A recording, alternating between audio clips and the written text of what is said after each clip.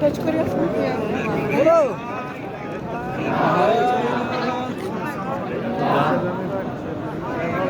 أنت سبحانك إني كنت من الظالمين لا إله إلا أنت سبحانك إني كنت من الظالمين ربنا ظلمنا أنفسنا وإن لم تغفر لنا وترحمنا لنكونن